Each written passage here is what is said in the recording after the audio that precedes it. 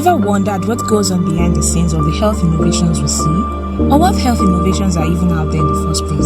Well, welcome to African Digital Health Voices, your one-stop platform for all things digital health technology across Africa. From interviews with founders to pertinent conversations with stakeholders around tech-enabled healthcare, as well as updates on the latest in health tech, you are in for a good treat.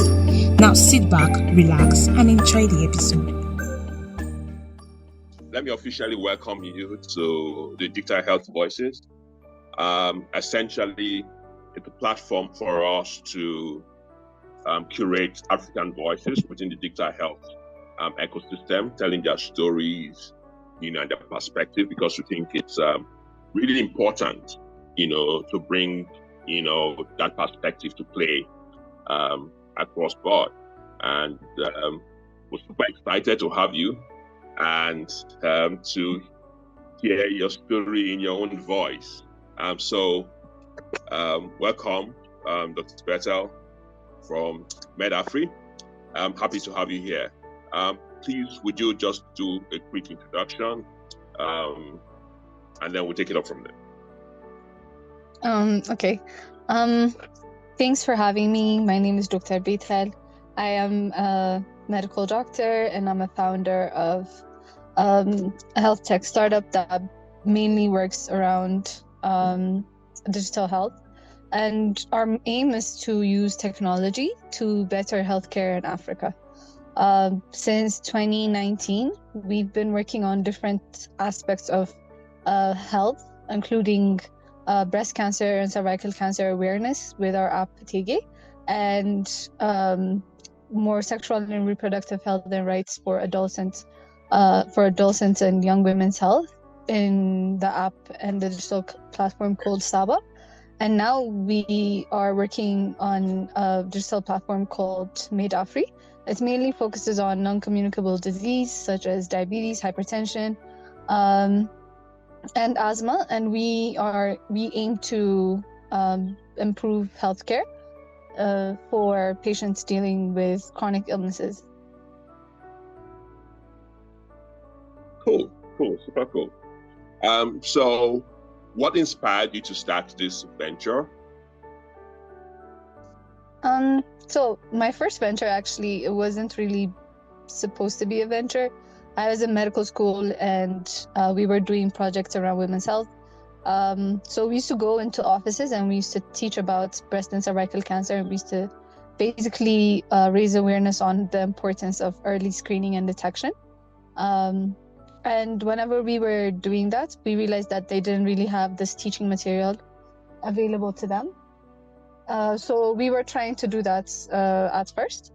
So that's what started. And then after that, we realized that there needed to be a digital platform that kind of made it easier for patients, for anyone actually, for women, to be able to kind of screen and to be able to know what the signs and symptoms of breast cancer is. So with that, after the first app was launched in November of 2019, COVID hit, and then we were trying to come up with different ways to give remote, education and raising awareness.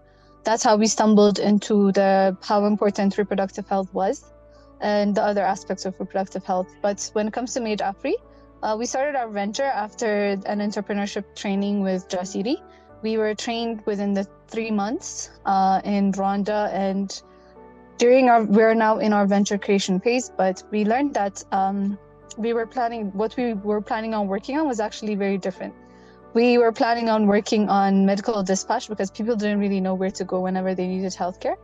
But in the midst of that, a family member was diagnosed with diabetes, and we didn't know how, even though we were both physicians, we didn't know how to basically provide healthcare for that person aside from medication.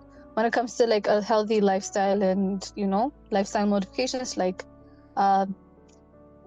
a healthy diet and exercise plans, we're basically clueless, and doctors also don't know how to do that. So we were kind of more focused on that as of for now, but like it's different things that kind of inspire you to be that. And also working in the medical field, it's really, like it makes you really empathize with patients and what they really deal with, because like it's very difficult to have to be able to live with a chronic illness but still not know what to do even though you're taking medication. So I think even though I've said a lot, the main thing that really does inspire me is I think seeing patients for a long time, that experience, that exposure you have with firsthand with what you see with patients, that's kind of what's inspiring. Fantastic. Thank you so much. So it looks like, right, in this almost like 4-year journey, you've kind of touched different parts and different services. Are you kind of like offering that now as a bookway, or you're just super focused on just the chronic care at this point in time?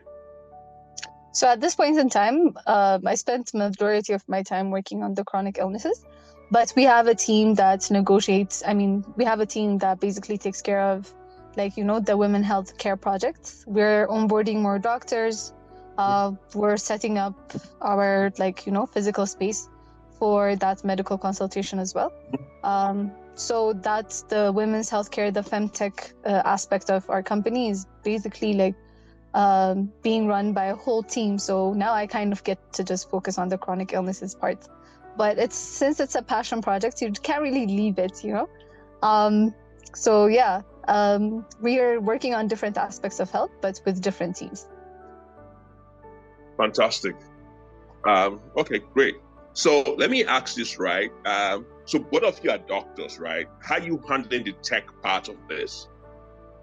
So yeah, when it comes to Midafri, me and my co-founder are both doctors, but we are handling the tech because we have a tech developer that sometimes we contract, sometimes we onboard as a co-founder. Sometimes it's basically what we see what works best for us. Currently, okay. Since we've been in the health tech industry for a little bit separately with my co-founder, we know how to contract, we basically have a little bit of experience in working with developers. So that helps a lot. And we kind of have a basic understanding of what we want, how that should work. So we even know who to look for certain aspects of the development. So that's been very helpful. So if I would ask, right, are you approaching this from a user-centered design process? Where's your end user really within your, design framework? So we follow a very strict design thinking. That's the tools that we use. We do extensive market research every time we plan on pivoting, we plan on expanding, or even when we're building our first product, we're very focused on what people are really struggling with. Even now, I'm actually around the healthcare center, doing market research, interviewing patients on the chronic illness, who are on follow-up for their chronic illnesses. And we're very much focused on what is really important and how can they really use this product.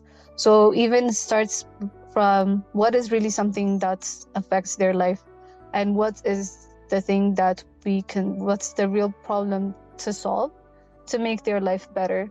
So that's kind of how we come up with all of our products. We stay in the problem for a while instead of rushing into solutions, which was not really the case, which is not really the case before, because we didn't really know much.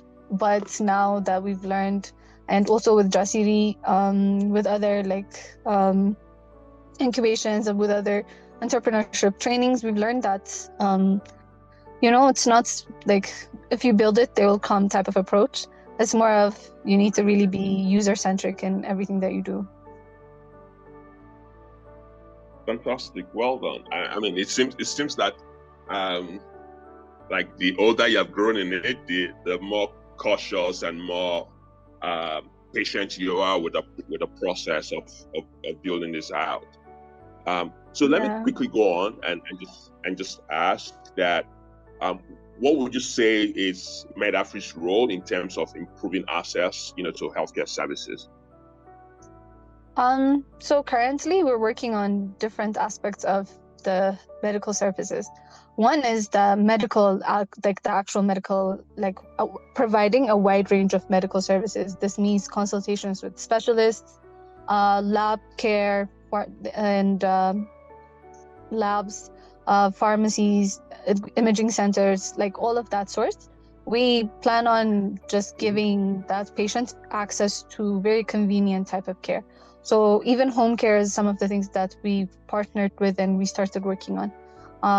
So whenever a person is at risk or is diagnosed with a certain illness, where we'd come in is one, we give this wide range of medical services, but at the same time, what we're really doing research on now actually is more around how do we help them in nutrition and in their meal plans and their diet plans, how they should exercise, what they should know about their medication, why they shouldn't be on it. And there are certain things that with more research that we do, we're learning that patients will really be sitting in the waiting room for hours, and whenever they even go, they're not really given a contextualized plan for Ethiopian cuisine and what they really can eat and what they really can't eat, even though these researches are available and we know most of what calories certain meals have, even though it's done locally.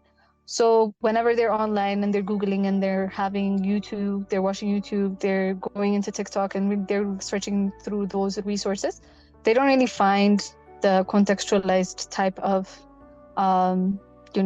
information that they need. So mainly we try to really be on their side and kind of come up with a meal plan for them, exercise plan for them, and then while for giving them access, easy and convenient and affordable access to medical care. So the strides that we made is that we now have partners in home care. We also have partners who are working with us in physical center. We have an app that consults patients online, and now we're recruiting more nutritionists, more personal trainers, and we're on the process of talking to more health centers, fitness centers, so that patients or our users can have more affordable access to these lifestyle modifications. So it's mainly that's what we're really focusing on right now. Interesting. I mean, that's really quite broad, trying to touch all the key resources that is required for that healthy living. Do you think that in terms of what MedAfri is doing, you're actually reducing the healthcare disparities that exist on the continent, or actually within Ethiopia in this instance? That's the plan. I mean, because there are lots of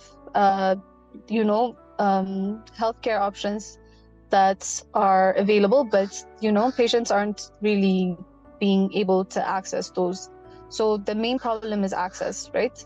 And knowledge and information on how to get these services.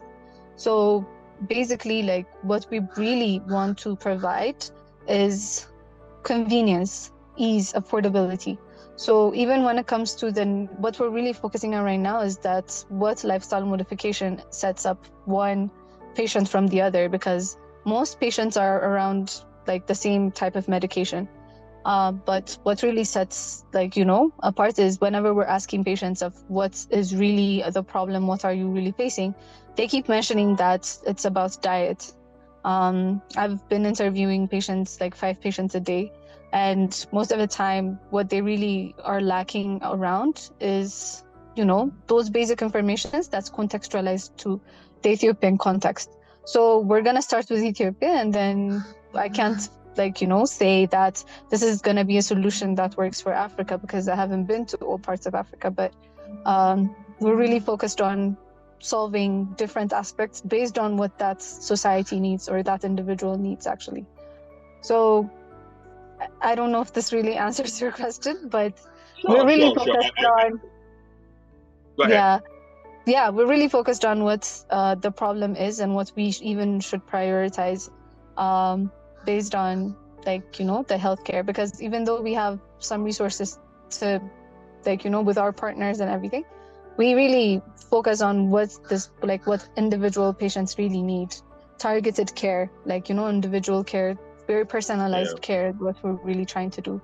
So yes, it's a lot, but we're just trying to get patients the healthcare that they deserve, and that's basically tailored to them. So it's better to kind of partner with more facilities and kind of spend resources on that and really cater to individualistic and personal needs of like patients, instead of saying, okay, this is what everybody needs, so this is what we're gonna do. So yeah, we've been very fortunate in terms of being able to like speak directly with our users, and they really lead us, like, you know, anywhere that we need to go. Like, users will and your customers will basically tell you where you need to go. So just as an aside, right? Two things at the back of my mind. One is, what's your current user base like, right, in terms of the number of people you currently have? And then secondly, how are you really funding this? So on your first question, we had we tested the app for 3 weeks, and then based on those 3 weeks, we had 100 and something patients like sign up and being on our waiting list. And so we did, but based on that, we realized that we really spoke to them, and we realized that the different types of care that they needed were very different. That's why we needed to pivot and kind of focus on a certain aspect of health. At first, we were basically doing telemedicine for everyone. But now we realized it's not something that can work. And this is all part of, a startup discovery. It's all a part of the process, and we don't resent it. We're very happy to pivot. We're very excited. So currently we're going back to our root, going back to the drawing board and doing our market research, and specifically on chronically ill patients. To say funding it, yes, sometimes we bootstrap because we're startups and we're entrepreneurs. We become resourceful, but we raised around $10,000 right off the bat when we started this project. So, and now after we're gonna use that money for really research development and marketing and all of that, and then with that we'll be able to use more funding. So we're super excited about that. Fantastic. Any regulatory challenges you faced? Yeah, of course. I think most of the challenges that are here are mainly based on in Ethiopia, and it's about the bureaucracy that happens. I think Ethiopia is a bit harder to do business, and it's not really the easiest place to do business. Based on the bureaucracies and everything that changes, we still don't have the Startup Act. We're still paying off of we still have to pay income tax from grants, and even when you're trying to step on your 2 feet, and then all of a sudden you're taxed 30% right off the bat, and it's not really the encouraging process, to be honest. It's very challenging mentally. Yeah, and also with a lot of that being said, it's mainly it's whenever you're in a competitive startup space, you need time to really work through I don't know, I think because what we're trying to do is a bit different. People are more cynical, so even people who are in power that are in health bureaus, that you need their approval to continue, but they're more what are you doing? There are a lot of challenges, but it's ours. you learn, you live, and every business person that has really True. like done something in Ethiopia has gone through it, and they've really conquered these challenges. So we have the best mentors that just basically have been amazing to us in a way that they tell us that we can do it. So we have the best moral support. We have the best, people giving us feedback. We have the best mentors. So that's like going really well for us on the positive Oh, side. fantastic. Well, I mean, that's the entrepreneur in you, right? Just pick up as much positive from whatever situation we find ourselves in and just move on, right? Cool. So as we begin to round up, right, what do we expect from MedAfri in the future? We're trying to build a lot more futuristic things, but we're also trying to balance between, real African problems and coming up, and then on the other side, we're trying to come up with these futuristic ways to kind of, solve these problems. So, in MedAfri, like our goal, our motto is a solution that's based in Africa, but it's for the rest of the world. So, from MedAfri, you can expect a very exciting changes within the healthcare sector. You can expect really focused and specialized care for patients with chronic illnesses, and we really hope to revolutionize the way that patients access healthcare. So that's what we want to do. We really want to revolutionize the healthcare system when it comes to, accessibility and affordability for patients in Africa. Cool. So cool. All right. So our standard question, everyone that comes on the hot seat gets to answer. What do you think the future of digital health in Africa would look like? I think it's 10 very years exciting. from now, where do you think?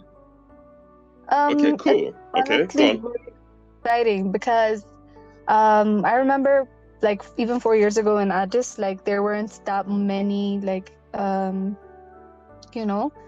there wasn't that many competition every time you would try to build something. And I remember there weren't even a lot of women in the room building things, but now you would just walk in, and that's something that really much is important to me and that very exciting to me, because it's really been an inclusive journey in terms of women being included in STEM, women being included in technology, and it's very exciting to see young people come up with these augmented reality, virtual reality things, and implementing it in ways that can really improve healthcare.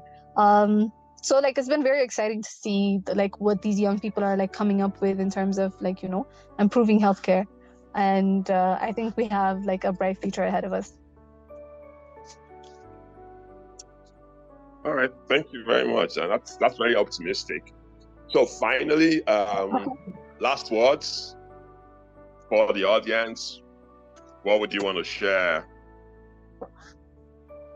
I think that if there's anyone who's aspiring to be a digital health tech entrepreneur, it's not the easiest route to go to, and especially me as a medical doctor, who started in medical school, all of the entire journey was all about uncertainty. But if you lean into the discomfort and you really embrace how you will never have the same type of day in 2 consecutive days,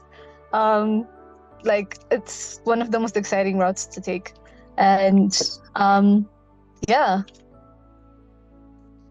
say go for it. Digital health is one of the most important and exciting